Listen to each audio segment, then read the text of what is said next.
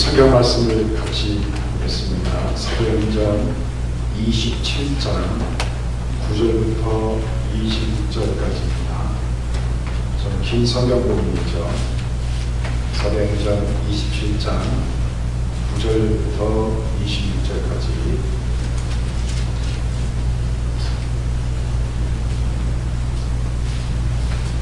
우리 같이 음성으로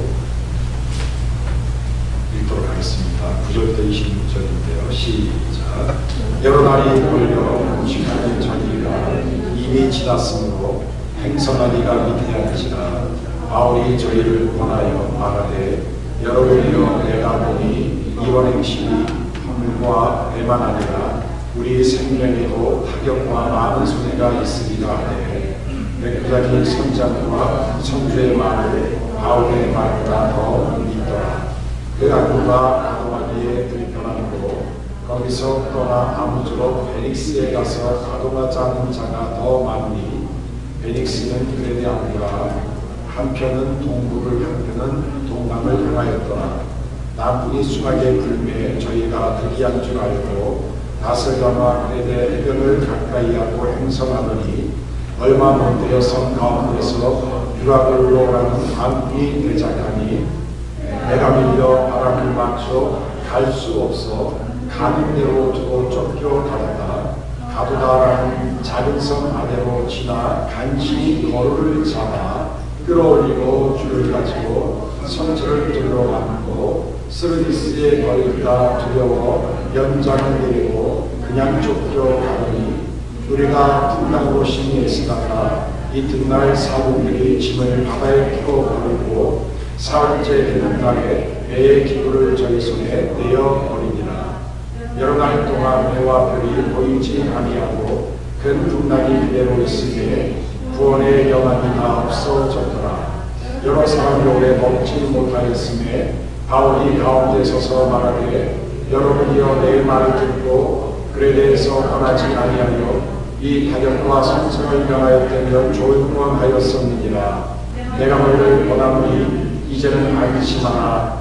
너희 중 성경에는 아무 손성이 없겠고 오직 해뿐이니라.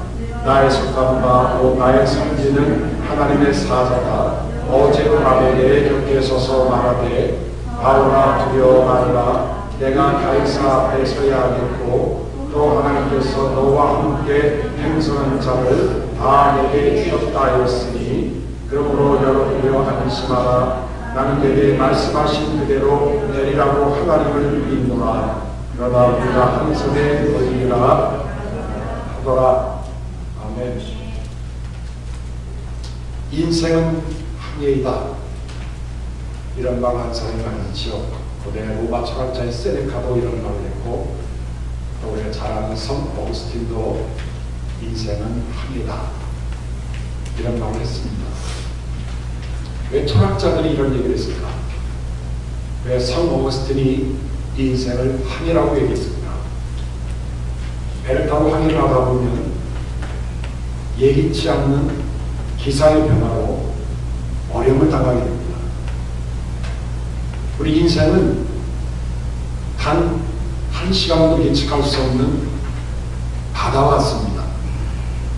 잘 될 줄 알았는데 안 될 때가 있고 안전한 줄 알았는데 건물이 무너져서 수백 명의 사람들이 생명을 빼앗기게 일이 나고 문제가 없는 줄 알았는데 문제가 터지고 잘 될 줄 알았는데 망하고 그래서 결국은 우리는 인생을 살면서 인생은 항해다라고 하는 말들이 절저절로 나오는 거 아니겠느냐 생각합니다.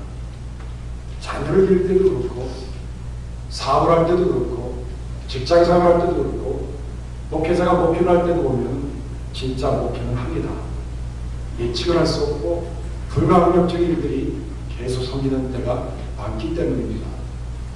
사도 바울이 오늘 예루살렘에서 수년 동안 불생활을 끝에 로마 황제 가이사에게 자신의 무죄를 증명하고 또 로마 황제에게 하나님의 복음을 증거하기 위해서 알렉산드리아라는 배, 애국을 떠나서 로마로 가는 배를 타고 지금 항해 중에 그레데라는 섬에 도착을 합니다.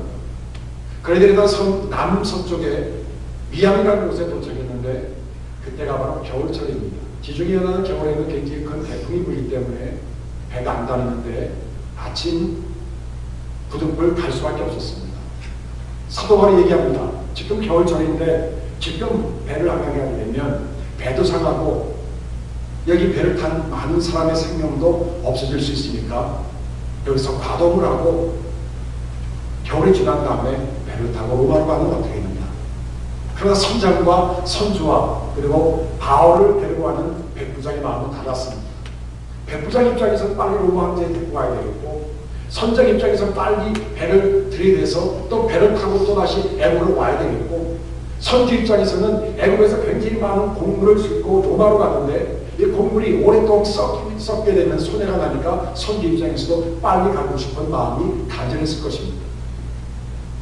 배를 탄 276명의 많은 사람들은 사도 바울의 말을 듣기보다는 전문가의 말을 듣고 선장의 말을 듣고 선주의 말을 듣고 그리고 백부장의 말을 듣고 그대로 미항에서 베닉스 항구로 가려고 항해 중에 유라굴로라고 하는 큰 광풍을 만나게 됩니다. 유라굴로라는 말은 뭐냐면 유로라고 하는 말의 뜻과 아필로라는 말의 복합어입니다. 유로 하면은 동풍이고 아필로 하면은 북풍입니다. 북동풍입니다. 굉장히 강해 부는 북동풍 유라굴로 광풍이 배를 덮치기 시작했습니다. 다시 말하면 사도 바울과 270명이 탄 많은 사람들이 지금 인생은 하늘이라고 하는 것을 처절하게 느끼는 그때에 그들은 한 가지, 두 가지, 세 가지, 여러 가지 것을 깨닫게 됩니다. 오늘 이 말씀을 들어서 우리가 새로운 깨달음이 있기를 간절히 원합니다. 첫 번째, 사람은 누구나 광풍을 만나게 됩니다. 사람은 누구나 광풍을 만나게 됩니다. 여러분 아주 많이 배운 사람도요 인생의 하이하다 보면 광풍을 만나고요. 아주 건강한 사람도 인생의 광풍을 만나고요. 목사도 만나고 평신도도 만나고요. 영어를 잘하는 사람도 만나고 영어를 못하는 사람도 만나고요. 미국 사람 오래 한 사람도 만나고 미국 사람 갓 이민 온 사람도 광풍을 만납니다. 이 광풍을 만나지 않는 사람은 이 지구상에 아무도 없습니다. 세들백 교회 이 워런 목사님이 하나님의 인생 수업이라는 책에서 이런 얘기를 합니다. 인생에는 세 가지 풍랑이 있다는 거죠.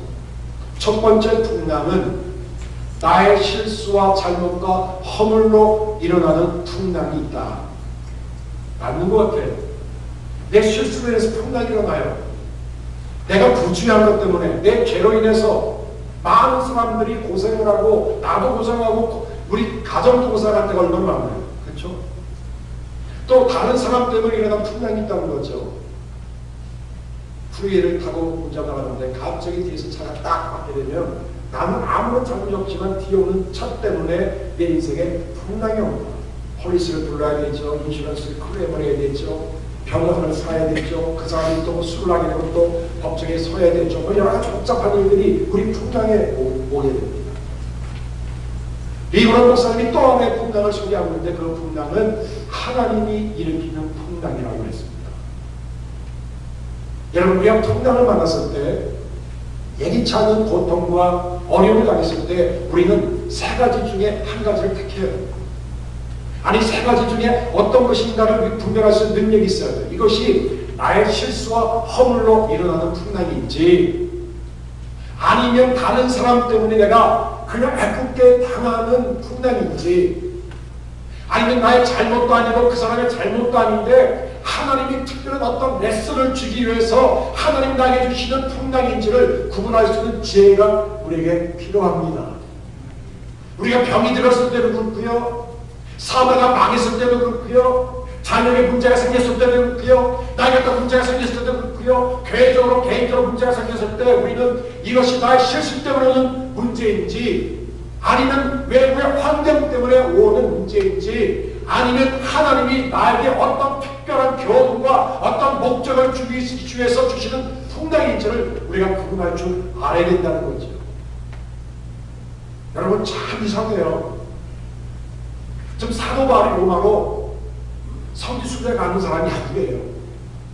크루즈 라인을 타고 배를 두들기면서 사도 바울 때는 275명과 같이 공부를 팔아가는 사람도 아니고 이익을 남기는 사람도 아니고 또 한 가지 하나님의 은혜의 복음을 증가하면은 나의 생명을 좀 더 귀한 것을 여기지 아니한다고 하는 이 목적 하나, 하나님의 복음을 로마 황제 앞에 가서 증거하리라. 하나님의 사명자와 전도자로서 하나님 앞에 떳떳하고 사람 앞에 떳떳하는 것을 내가 증거하리라는 이 목적 하나 가지고 로마 황제 앞에 가고 있는데 훗날을 만났다는 사실은 너무 이상한 사건이에요. 여러분, 종종 우리가 인터넷을 통해 보면 이런 일들이 있죠. 어느 노부부가 새벽 기도하다가 교통사고로 졸다가 돌아가셨다는 얘기를 종종 들어요. 어떤 분은 교회 끝나고 하다가 사고가 났다. 어느 분은 교회 열심히 하고 나무에서 성교제 갔다가 성교제 도착하자마자 병원에서 돌아가셨다. 여러분, 그럴 때마다 우리가 참 이해가 되지 않죠. 아니, 순하게 살려고 하나님의 복음대로 살려고 하는 사람에게 왜 그런 인생의 광풍을 하나님이 주시고 왜 그런 광풍을 그들은 만나는가? 사도 바울이 오늘도 광풍을 만나요. 아무 잘못도 없어. 억울하게 잡혀가는 사도 바울이 광풍을 만나요. 여러분, 우리가 기도를 많이 해도 광풍이 와요. 믿음이 많이 성장해도 광풍이 와요. 우리가 이렇게 생각하면 안 됩니다. 나 기도하는 광풍도 없어지고 내가 믿음이 자라니까 광풍이 다 피해가고 그렇지 않아요. 물론 기도 많이 하고 성령 충만하는데 실수로는 광풍은 오지 않겠죠. 그렇죠? 그러나 우리를 겸손케 하고 우리의 뭔가 보여주기 위해서 하나님이 주신 또 광풍이 우리를 기다린다는 사실이에요. 오래전에 우리나라 대통령이었던 전두환 씨가 버마 아웅산에 갔다 폭발 사고가 일어난 다음에 강요들이 거의 다 죽고 전두환 전 대통령 혼자 하나 살았죠. 그때 김포공항에 도착하자마자 그분이 첫 번째 했던 얘기가 뭡니까? 나만 구사의 세계로 살았다고. 나만 구사의 세계로 살았다고. 여러분, 만약 우리한테 그런 일이 벌어진다면 우리도 그런 얘기 할까요? 수많은 사람들이 같이 어디 갔는데 만약 저만 살아남으면 제가 신문지상에다가 나만 구사에서 살았다고. 그러면 중서는 뭐예요? 그쵸? 웃기잖아요, 여러분. 똑같이 자동차를 타고 똑같이 비행기를 타고 똑같이 배를 타고 왔는데 어떤 사람은 죽고 어떤 사고 나고 어떤 사람은 문제가 있고 어떤 사람은 병이 들고 어떤 사람은 건강 오래 살고 그 결과를 보고 여러분 한 사람은 기도 많이 했는데 믿음 생활 잘했는데 하면 안 돼요. 시대 보고 보세요, 여러분. 얼마나 성령 충만했습니까? 죽을 때까지는 천사 얼굴 가지고 산 사람인데 젊은 나이에 죽었어요. 여러분, 누구나 광풍을 만나게 됩니다. 이 사실을 잊지 않기 바랍니다. 마가복음 4장에 보면 예수님이 제자들과 함께 갈릴바가로스로 넘어가는데 예수님이 배를 탔어요. 그런데 예수님이 주무시고 계시는데 갑자기 광풍이 부는 거예요. 여러분, 우리가 생각해도 예수님을 모시고 가면 저쪽에는 막 풍랑이 일어나고 토네이도가 부는데 토네이도가 안 불어야 되잖아요. 그렇죠? 근데 예수님이 탄 배에도 광풍이 불어서 배가 뒤집어지기 시작해요. 배 안으로 물이 막 들어오기 시작합니다. 여러분, 예수님을 잘 믿어도 우리 인생 배가 광풍을 만나서 물도 들어오며 죽을 뻔하는 그러한 위기가 우리에게 오더라는 거예요. 창세기 10장에 보면 아브라함이 갈대아우를 위해서 살다가 하나님의 명령에 따라 내가 지시하는 땅으로 가라 그랬어요. 하나님이 가나안 땅으로 가라고 하지 않고 그냥 내가 지시하는 땅으로 가라. 아브라함이 갈대아우에 나오면 그냥 아무것도 모르고 그냥 나왔어요. 대단한 사람입니다. 그래서 믿음의 조상이라고 그분은 말을 들을 만해요. 하나님이 디렉션을 주지 않았어요. 그냥 내가 지시할 땅으로 가라. 일단 집 다 챙겨갖고 나온 거예요. 그러니까 매일매일 하나님이 지시하는 땅, 오늘은 이쪽으로 가라, 내일은 저쪽으로 가라. 그냥 영문도 없이 가다 보니까 소위 말하는 젖과 꿀이 흐르는 가나안 땅에 도착을 했어요. 가나안 땅에 도착하자마자 그 하나님께 예배를 드리고 단을 쌓은 다음에 조금 있다가 하나님이 가라고 했던 그 땅에 기근이 들어요. 여러분, 하나님이 지시한 땅, 하나님이 약속의 땅, 하나님 적과 꿀이 흐르는 땅, 하나님이 가라고 한 땅 가면 모든 일이 더 잘 돼서 갈 때 우리보다 더 잘 살아야 되고, 장사도 더 잘 돼야 되고, 애들도 쫙쫙 다 잘 나야 되고, 사업도 다 성공해야 되고, 그렇죠? 유명 인사가 돼요. 그래야 되는데 아브라함이 그냥 하나님 명령의 땅에 도착했는데 그냥 가나안 땅에 기근이 기다리는 거예요. 여러분, 이런 것들이 성령의 전체 얘기예요. 여러분, 하나님 말씀대로 사는데 광부에 보이고 기도 많이 하고 성령 충만하고 하나님 뜻대로 살려고 했는데 나에게 큰 고난이 오고 감을 갇히게 되고 빨리 죽게 되고 병들게 되고 힘들게 되고 하는 것들이 성령 전체 얘기예요. 여기 예수님을 보세요. 그분 이 땅에서 하나님의 뜻대로 100% 살았던 분이에요. 그러면 여러분, 인간적으로 예수님은 1000년, 2000년을 살아야 돼요. 그렇죠? 전부도 우리 말하는 백수를 누리셔야죠. 33세 가장 젊은 나이에 여러분, 그것도 가장 처참한 십자가의 저주, 십자가를 짊어지고 돌아갔다는 것은 여러분, 우리 인간의 두뇌로는 풀 수 없는 수준이에요. 여러분, 분명히 하셔야 돼요. 우리가 예수님의 뜻대로 살았더니, 하나님의 뜻대로 살았더니 도리어 십자가의 처형을 당할 수 있다고 하는 그런 가능성을 갖고 살아야 돼요. 아멘? 내가 참 믿음으로 살려고 했는데 더 안 되는 거야. 더 소외가 되고 더 가슴이 미어지고 너무너무 속상한 거야. 그런 인생의 관금이 우리를 기다리고 있다고 하는 그 믿음과 가능성을 가지고 믿는 것이 진짜 믿음이라는 거예요. 여러분, 우리가 잘 아는 김충 장로님이 와인이라고 하는 책을 썼죠. 그분이 200불을 가지고 미국에 30대 오셨대요. 그래서 열심히 공부하셔서 박사학위 받으신 다음에 너무 과로를 하고 일을 막 투잡 쓰리잡 뛰면서 공부하고 박사학위 받은 다음에 이분이 B형 감염에다가 감염까지 걸려서 의사가 몇 달 못 산다. 그냥 쉬었다 그냥 가라. 그냥 청천벽력 같은 소식 아니야. 그래서 김충 장로님이 와인이라는 책에서 초반에 그런 얘기를 해요. 기도하면서 매일 부르잖아요. 왜 와인이, 왜 하나님 나입니까? 왜 나한테 미국에 오게 하셨고, 왜 박사학위 받게 하셨고, 그런데 왜 박사학위 받은 다음에 나를 냈고 몇 달 만에 시험도 인생으로 나를 점을 찍어주셨습니까? Why me? 여러분, 우리가 그럴 때가 있어요. Why me? 왜 나해? 왜? 세상에 수십억의 인구가 있는데 왜 나를 집어갖고 다음 분을 만나게 하고 고생을 해요. 인생은 다음 분을 만나는 거예요. 두 번째 주시는 교훈이 있어요. 하나님 광풍을 통해 우리를 알고 영적 각성을 일으키십니다. 우리를 깨우세요. 잠자던 우리를 깨우시는 영적 각성, 영적 교훈, 영적 깨달음을 하나님이 광풍을 통해서 주십니다. 여러분, 오늘 말씀을 자세히 보면 16절을 보시면 가오다라는 장성에 가다가 간신히 거루를 잡았다. 거루가 뭘까요? 거루, 라이프보트, 구면보트예요. 구면보트를 달고 갔어요. 알렉산드라가 굉장히 큰 배이기 때문에 만약을 해서 구면보트, 라이프보트를 가고 이제 라이프보트를 내렸어요. 그런데 방풍이 너무 세니까 이 라이프보트가 알렉산드리아 배를 막 들이치는 거예요. 그러니까 이 배가 더 침몰하게 생겼어요. 차라리 안 되겠어. 다시 거루를 다시 걷어올리는. 또 보세요. 줄을 끌어올렸어요. 줄을 가지고 선체를 둘러 감고 그 다음에 스르디스에 걸리니까 필요하다. 스르디스라는 말은 뭐냐면 샌드바입니다. 모래 언덕. 그레데 해양 지방의 남서쪽에 있는 큰 모래 언덕이에요. 저희 말 암초 같은 거 있죠. 거기 더 크다 돌려버리는 거야. 그래서 연장을 내립니다. 연장, 여기서 10절에 말하는 연장은 닷입니다. 닷을 내려가고 돛을 내려가고 이제 더 이상 움직이지 못하게. 광풍에 따르면 왔다 갔다 하니까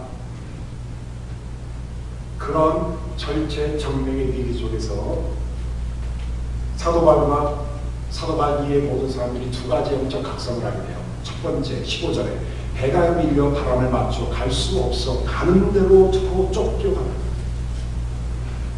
가는 대로 가요. 그냥 쫓겨가요. 10절 하반절에 보면은 연장을 내리고 그냥 쫓겨가다. 내 의지하는 사냥 없이 그냥 막 밀려가는 인생. 여기 선장이, 이 알렉산드로의 선장이 여러분 1, 2년 운전을 했을까요? 여러분 배타능이 아니겠습니까? 근데 선장이고 선주고 뭐 백부장이고 뭐 아무런 소용이 없으니까 끌려가는 대로 끌려가고 저리 막 끌려가고 쫓겨나가고 막 어쩔 수 없는. 다시 말하면 I am helpless. We are helpless. 나는 무력하고 나는 아무것도 할 수 없는 그런 삶이라는 것을 그들은 깨닫기 시작합니다. 참 진짜 그런 것 같아요. 어려움이 오게 되면 맨 처음에는 고집도 피우고 자존심도 세우고 한번 깡당이로 한번 이겨보려고 하는데 그 관계이 계속 와서 저리 하다 보면요 진짜 자신의 연약함을 하나님께 고백하게 돼요. 하나님 주신 광풍력 이런 메시지를 주십니다. 너는 연약한 사람이다. You are helpless. 그 다음에 또 하나의 적각성이 와서 18절에 보면요 우리가 풍랑을 시내에 쓰다가 이튿날 사공들이 짐을 바다에 풀어버리고 사흘째 되는 날에는 배에 기구를 철선에 내어버립니다. 광풍 속에 어떻게 할 수 없으니까 이 배가 더 침몰하지 않도록 배에 있는 이 기구들, 음식들, 곡물들을 바다에 다 던져버립니다. 이 알렉산드리아의 배에 있었던 곡물들과 기구들과 물건들은 그들의 생명줄입니다. 그것이 있어야지 먹고 살아요. 그래서 힘을 남기죠. 근데 인생의 광풍을 만나다 보니까 그런 곡물들, 그런 물건들이 아무런 쓸모가 없다. 여러분 차라리 진짜 아프면 미움도 입에 안 들어가요. 진짜 아프면 누가 와서 신방하는 것도 귀찮아. 목사님 가서 또 한참 또 설교하는 건 진짜 짜증나. 또 저는 신방 가도요 환자들 신방은 간단히 하고 나와요. 예. 성경 읽고 거기 뭐 설교할 게 뭐 있겠어요. 그렇죠? 격려하고 또 기도도 또 한참 하면 힘듭니다. 세고 간단하게 굵고 간단하게 딱 끊고 그럼 뭐 드시고 하시고 뭐 드릴 게 뭐 있어. 집에 가서 먹으면 되지. 그래서 저는 환자 신방 그냥 간단히 쌈박하게 하고 나와요. 왜냐면 진짜 아파 보니까 다 귀찮더라고. 사람 먹는 거 귀찮고 전화 그거 진짜 짜증나요. 살짝 아플 때는요 기다려집니다. 누구 전화하나 목사님 전화하실 텐데 전화하면 삐져. 그런데 진짜 아프면요 전화 오면 삐져. 전화 오면 삐져. 왜 아픈데 전화. 다시 말하면 인생의 관계를 만나게 되면요 It is useless. 소용이 없고 쓸데가 없어요. 집에 있는 그거 물질 쓸모가 없어.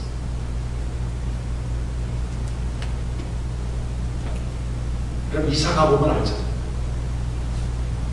불 잡고 있었던 거 이사 가려고 집을 싸우면 쓸데없는 것이 얼마나 많아요.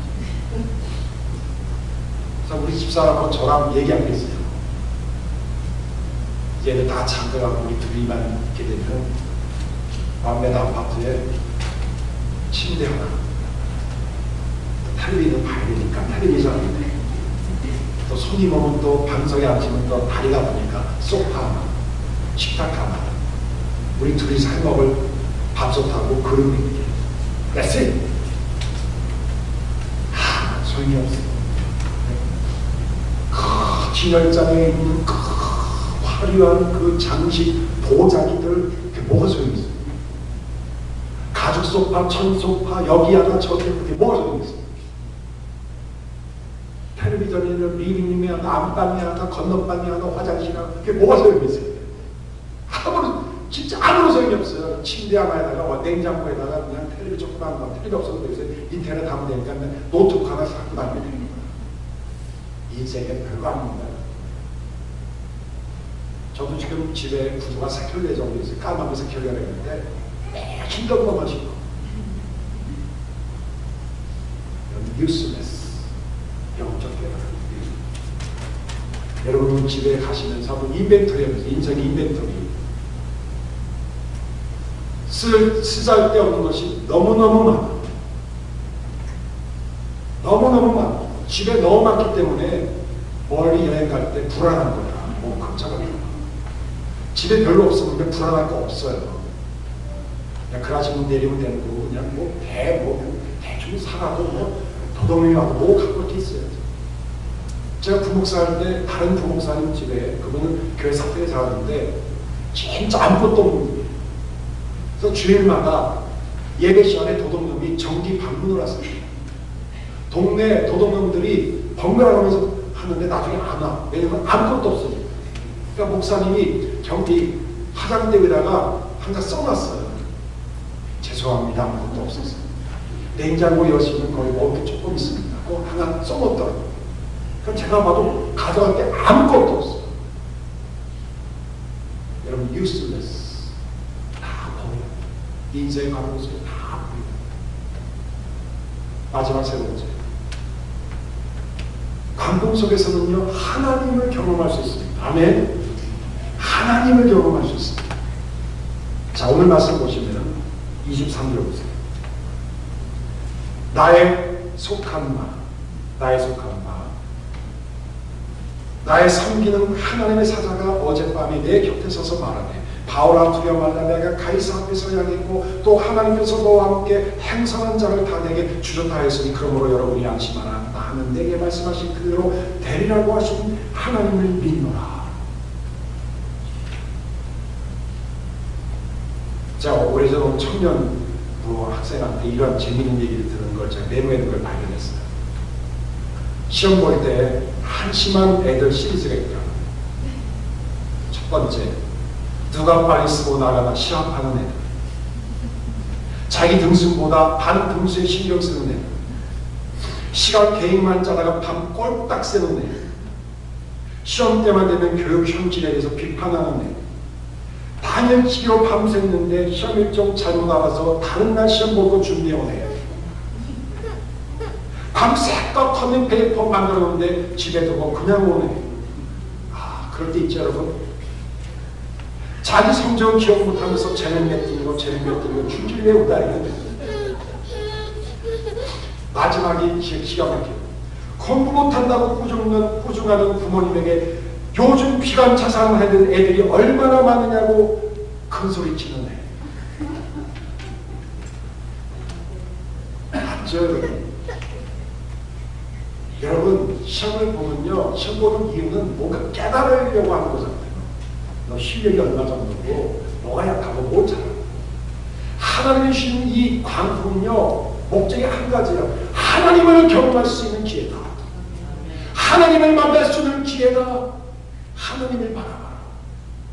그래서 오늘 사도 바울이 23절에 보시면 나의 속한 바 나의 섬기는 하나님의 사자가 어젯밤이 언제일까요? 어젯밤 20절에 나와요. 여러 날 동안 해와 달이 별이 보이지 아니하고 큰 풍랑이 그대로 있음에 구원의 요망이 다 없어졌더라. 구원의 요망이 없어진 그 밤, 쉽게 말하면 끝났다, 다 됐다, 더 이상 뭐 할 수 없다는 그 밤에 하나님의 사자가 그 밤 내 곁에 서서 말하되, 하나님의 뜻이 광풍에는 하나님이 주신 그 경험할 수 있는데 어떤 경험이냐? 하나님이 내 곁에 서신 하나님의 임재를 경험할 수 있어요. 진짜 그래요. 편안할 때는요 몰라요. 진짜 힘들고 아플 때는요 하나님이 내 곁에 서서 말하는 하나님의 임재를 느껴요. 그렇게 냉정하고 눈물 한 방 나오지 않는 사람들요 그 밤에 하나님을 경험하면서 눈에 눈물이 나와요. 마음이 눈처럼 녹아져요. 이게 하나님의 임재를 경험하는 하나님의 첫 번째 교훈이에요. 두 번째, 바울아 두려워 말라. 내가 가이사 앞에 서야 하겠다. 다시 말하면 하나님의 위대한 계획과 하나님의 위대한 목적을 발견하는 거예요.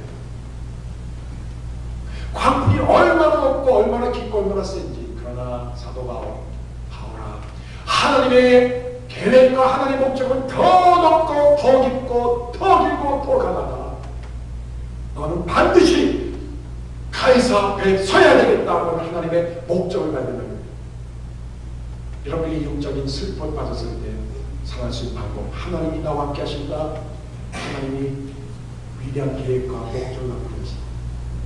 마지막 세 번째가 나와요. 24절에 보신 바울아 두려워 말라. 내가 가이사 앞에 서야 했고 또 하나님께서 너와 함께 행선한 자를 다 내게 주실 것이며 25절에 안심하라. 나는 내게 말씀하신 그대로 되리라고. 하나님이 약속하신 그 말씀이 이루어지라고 나는 믿노라. 하나님의 약속을 그가 발견합니다. 세 가지. 첫 번째, 하나님의 임재, 하나님의 위대한 목적과 계획, 하나님의 약속. 이게 하나님을 경험한다고 하는 구체적인 내용입니다. 여러분 평안할 때 이런 경험하지 못해요. 잘 될 때 경험하지 못해요.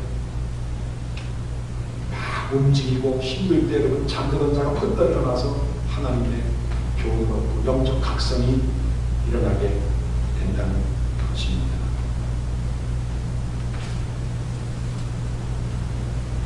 C.S. 루이스 교수가 한 번은 옥스퍼드 대학에서 첫 시간에 책을 하고 나오는데 어느 학생이 붙잡더래요. C.S.를 붙잡더래요. 교수님, 오늘 은혜를 받았는데 궁금한 점이 하나 있습니다. 왜 하나님은 이유 없이 갑자기 고통을 주시고 어려움을 주시고 인생의 풍랑을 일으키십니까? C.S. 루이스가 이런 얘기를 했죠.